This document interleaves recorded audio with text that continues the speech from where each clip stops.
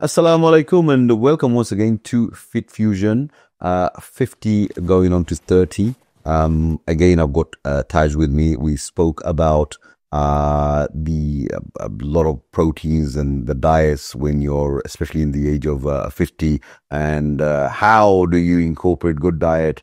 How do you keep yourself fit in the form of exercise? How do you get all that in your lifestyle? And why do people face difficulties to get that in the lifestyle? So again, I've got Taj with me. Thank you for coming down. Thank you for having me again. Brilliant, always. Well, we're doing a few programs, so hopefully we'll cover most of the stuff, if not all. Definitely all, because this is a whole big science that it just goes on and on and on and on. Now, last time we covered up to how much protein people should take, what kind of good proteins there are, what kind of bad proteins and there was a video that we showed as well with what God made in the form of natural proteins, and what we kind of have nowadays, protein bars and protein shakes and stuff like that. So I just wanted, one thing I didn't cover in the last show before we move on to the rest of it is protein shakes are something very easy now. Okay. And there are so many products out there. How much could we put our faith in protein shakes from an expert's point of view? Okay, protein shakes are a supplement.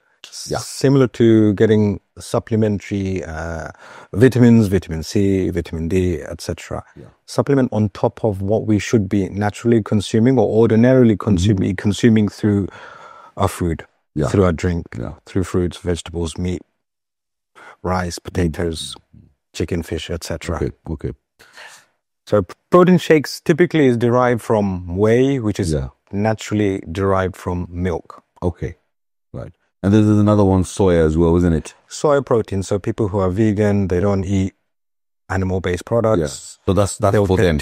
That's for them, and people who have lactose intolerant who can't take milk. Okay, so whey is mainly from milk. It's from milk, yeah. And the soya is from and also pea protein as well. Pea protein. What is that? Pea. Or peas. Peas, yeah. Peas. Is that could be chickpeas. Oh yes, absolutely, yes, peas, chickpeas do have. Yeah. No, it's just something that I wanted. It just interested me, and obviously people do need to know about it. But like you said, it's a supplement, so they have to have the natural proteins and just supplement with that. They can't rely on that, can they? No, it's just a top up. When you don't have, or when you don't have enough protein within your own diet, is something extra that you can take. Okay. Plus, it's a fast-acting protein. Yeah. So whey protein you can typically take straight after your workout or before you work out.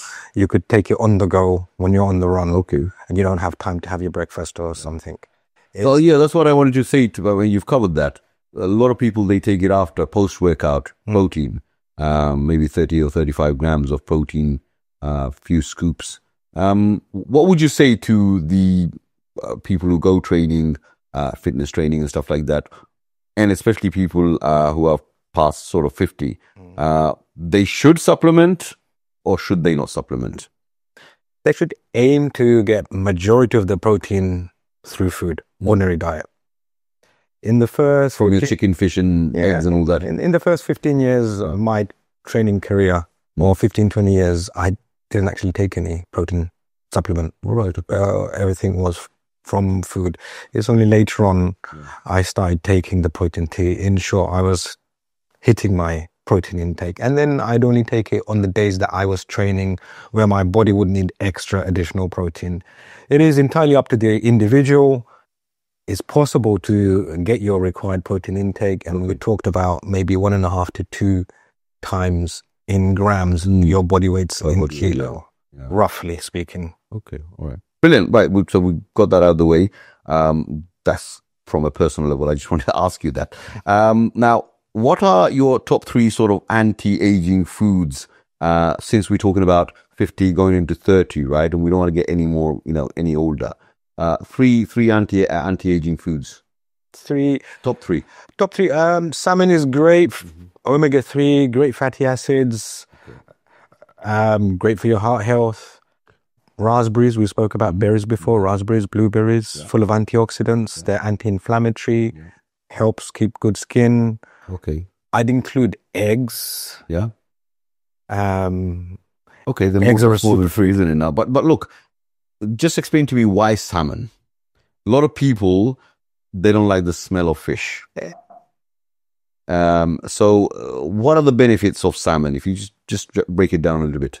So the omega-3s that I've mentioned. Yeah. The good fat, yeah. Good fat, very good fat. High in HDL, which cuts the bad stuff away, yeah? Okay. HDL, LDL, they're both good actually. It's necessary. Otherwise our body wouldn't produce it. It's a completely different topic. Okay. Yeah, it is. Yeah. Okay, so salmon is one of the things, and it's high in protein as well. It's high in protein as well. So same with eggs, very nutritious, good cholesterol, nutritiously dense. Yeah. And a life form actually it's got everything. Right, okay. To create a living creature. Yes, absolutely. So you mentioned, with regards to the diet and how 70% of that is in comparison to how 70% is important in comparison to training. What kind of exercises? So you've got your diet intact, for example, and then what kind of exercise routine should a 50-year-old follow then? And cover the morning and the evening and everything as well, please. Getting started, getting moving. Yeah. Very, very important. Strength exercise, i.e. going to the gym, lifting weights. Yeah.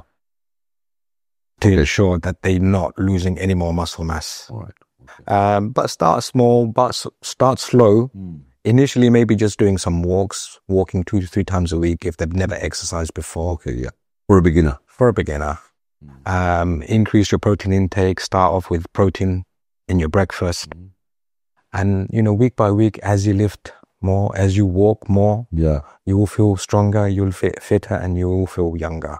Right. Okay. All right. Within weeks. So you just start, obviously, small steps.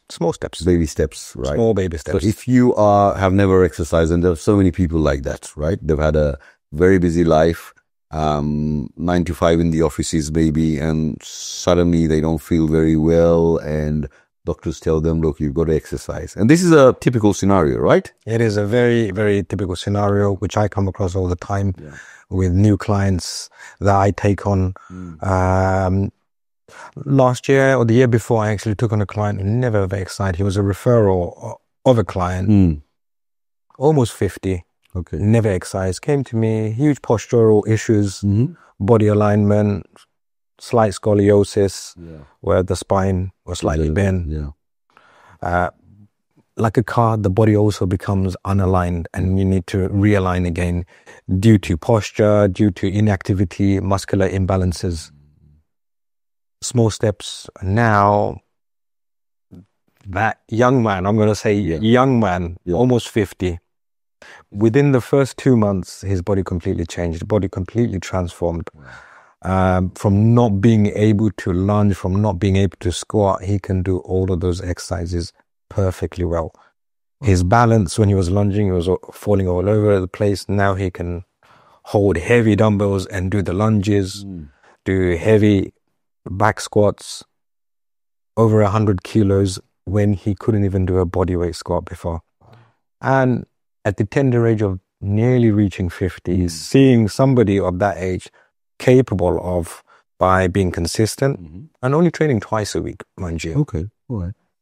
You guys recommend like sort of 3 times a week kind of thing, is it? 3 times average, but something is better than nothing. Absolutely. Going to the gym once a week for 1 year, 2 year, 3 year is better than going to the gym 7 days a week for 2 months and not going at all afterwards. Absolutely, yes, 100%. And that's what people need to know, consistency. That need to keep in their lifestyle. And there's no point doing it, as you said, in one go. And there is no such thing as doing everything in one go. There's no fast track to it. There's no quick fix. So that's another mistake that 40-year-olds and 50-year-olds tend to make. They look for a quick fix. There are no quick fixes. You have to be consistent, and you have to be diligent, and you have to give time. So you say that to the viewers, baby steps, do, like a few steps when you're first start off and then go into the next stage? It's all about conditioning, isn't it? It's all about conditioning, and it's all about the level you're coming at. For somebody, say they may have trained in their 20s, they stopped in their 30s because they got married, got into their career, and they come back into sports or fitness because some kind of ailment or an accident happened, or they're worried about something, and they restart typically around about 40. It's a pattern that we come across all the time. They can go in at a slightly faster pace because they were previously active, and their body has a muscle memory, so to say. Yes. And it comes back a little bit faster. Okay, all right. Yeah, because I think we mentioned this in the last episode, that this day and age, especially when everything is so easy, it is much, much more different than, 30, 40 years ago when people used to have to be more active. Whether it was, and I think we mentioned about the remote, whether it was just going up there and changing the TV channel is just a very small example, but people had to be active, even back home. Let's go even further than that. People had to lift weights, naturally. They just had to do it. There were no machines to pick up anything, maybe in the warehouses or whatever. It's just mind-boggling because now none of this is something that you need to do. People are mostly in sedentary positions. They're sitting down and everything's at their fingertips, or voice control, which makes it even the more worse for people to be active. And as you know, in our countries, I've seen, like in Bangladesh, for example, you see the rickshawas, right? These guys are, the muscles are there, and, and even they might eat the wrong stuff, like maybe they're eating the rice 2-3 times. They're burning it off. Burning it off. And nowadays, there's no burning. It's just consuming. It's as if you're just shopping every day and filling it up and you're not using it, right? So, that's something that we can talk about in another program, when it's what exactly happens when you store stuff in your body, the same way as you would store stuff in your house and not use it, and then they'll rot. And unfortunately, they will rot in our bodies, right? Whatever it is, or maybe we'll go into the fat cells, and you can explain that a bit more. What kind of exercise routine should a 50-year-old follow when he's sort of reached that age, but they have knowledge in exercise? They know, but now it's the time to maybe change it. It's a complicated question, maybe, but I think it would be easy for you. Yeah, it's actually quite a straightforward question. So somebody who's 40, 50 would need to do some resistance training or strength training at least 3 to 5 times a week, and some cardio for their heart and cardiovascular health, and then some mobility work to ensure they are mobile and flexible. They could foam roll and stretch, or do some yoga. 10-15 minutes a week should be sufficient. Because of our sedentary lifestyle, we're now seeing a lot of rounded shoulders on us human beings. We're looking like this, very hunched over, because sitting at the desk all day or driving all day. So technology has impacted on our posture hugely. Okay, all right. This question, maybe we covered it a little bit, but this question still arises, is a lot of people say that, look, I'm 40, 50 years old. What's the point of me going to the gym now? It's too late. Is it too late for anybody to start when they've never trained before in their life? Age is but a number. That's one thing I think I heard when I walked into the studio. You mentioned. I did say that, yeah. Possibly about how young and youthful you look. Oh, thank you. Because you train. I hope the viewers agree with you. Because you train. Yeah, I mean, it's really interesting. People use that as an excuse. Okay. There's no such thing. You can start at any age. I mentioned my client who was hitting 40. I've come across this 70-year-old lady in India who I've used as an example to inspire other people. Went to her doctors, had arthritis. They said there's no cure. Her son suggested her going into the gym. She started training. And she was consistent. Slowly but surely, she was able to get stronger. How old is she? Stronger. 70 years old. Wow. And she was deadlifting 103 kilos. I think I saw that video, I think. That was amazing. 103 kilos. Wow. So age is but a number. In your 60s, in your 70s, muscles adapt regardless of the age. So it's never too late. It's never too late to start. And you're not going to break your bones or anything. In fact, you're going to make your bones stronger by going to the gym, exercising, lifting weights. Your bone density will increase. Your muscle density will increase, so you can live long, healthy, independent lives. So you can go for walks yourself. You can get off your chair yourself. You can. See, a lot of people have the complete opposite thinking or understanding. Very unfortunately, is that, I've got a bit of life left in me. I don't want to, by stressing it more, lifting more, maybe I could have had that sort of, 20,000 steps left in me. If I use it all together, do you understand what I'm trying to get to? We don't want to stress it out too much. And this is the understanding that people have. And you would say completely opposite to that. It's not just the length of life you have, it's the quality of life. Yeah. That's true. So, there's another example that springs to mind. I've seen many 60-year-olds and 70-year-olds and 50-year-olds completely transform their health and well-being and the physical appearance by starting exercising. Yeah. There's a chap in our gym, the gym that I go to. I won't name him because he likes to keep himself to himself. Good, yeah. He's 74 years old. He started exercising at the age of 50. If you see the 74-year-old, he goes to the gym 6 days a week diligently. Every morning, he will be there. Biggest smile, say hi to me, say hello, full of energy. Mm-hmm. The man is absolutely ripped. You think I've got veins, he's got veins coming out everywhere. Wow. He started at 55. Took up personal training, took a coach on. From 55 to 74 is coming to 20 years that he has been training. Okay. When he started, his friends used to question him. What's happened? You're going through a midlife crisis? Are you looking for a second wife? Okay. What's the point? Come, let's go to this pub. He's going to play games because he's going to the games. Half of them are not alive. And the other half, long-term illnesses, either crippled, not independent, not being able to move.